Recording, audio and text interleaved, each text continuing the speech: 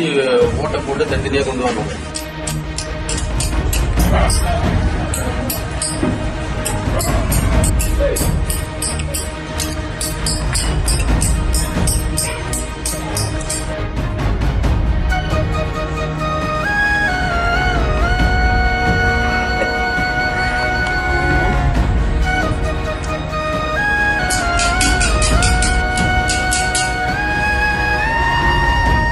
France நாட்டில் இருந்து India வந்து மாமல்லபுரம் சிற்ப கலையை பார்த்து ரசித்து தமிழ் சிற்ப கலைஞரிடம் பயின்று அவரையே மணந்து தற்போது சிற்பம் வடிப்பதில் வல்லுநராகியிருக்கும் தமிழகத்தின் மருமகள் கேப்ரியல் குறித்து ஒரு சிறிய பார்வை.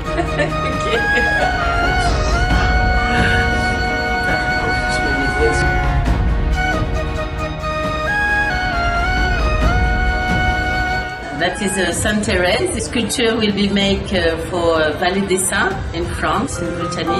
செங்கல்பட்டு மாவட்டம் மாமல்லபுரம் மீனவர் பகுதியை சேர்ந்தவர் 49 வயதான சீனிவாசன். இவர் மாமல்லபுரம் சிற்பக்கலை கல்லூரியில் கற்சிற்ப பிரிவில் பயின்று பட்டம் பெற்ற சிற்ப கலைஞர். கடந்த 2001ஆம் ஆண்டு மாமல்லபுரம் சுற்றுலா வந்த பிரான்ஸ் நாட்டு பெண் தற்போது 47 வயதாகும் கேப்ரியல் என்பவர் மாமல்லபுரம் கடற்கரை கோவில் 5 ரதம் சிற்பங்களை பார்த்து வியந்து தமிழர்களின் சிற்ப கலையை கற்றுக்கொள்ள விரும்பினாராம். இதற்காக மாமல்லபுரத்தை சேர்ந்த சீனிவாசனை தொடர்பு கொண்டு சிற்ப கலையை பயின்று வந்த அவர் கடந்த 2004ஆம் ஆண்டில் சீனிவாசனையே மணந்து கொண்டாராம். அதன் பிறகு சீனிவாசனையும் தன்னுடன் பிரான்ஸ் அழைத்து சென்று தமிழர்களின் சிற்ப கலை தொழிலை தொடர்ந்து வந்தாராம். சீனிவாசனுக்கு ஏராளமான ஆர்டர்களை கேப்ரியல் எடுத்துக் கொடுப்பதும் அவரோடு சேர்ந்து பல சிற்பங்களை வடித்து கொடுப்பதுமாக ஈடுபட்டு வந்த அவர் ஒரு முழு நேர சிற்ப கலைஞராக மாறி உளி, சுத்தியலால், கருங்கல், கடப்பாக்கல் உள்ளிட்ட பல வகை கற்களையும் சிற்பமாக வடிக்கிறார்.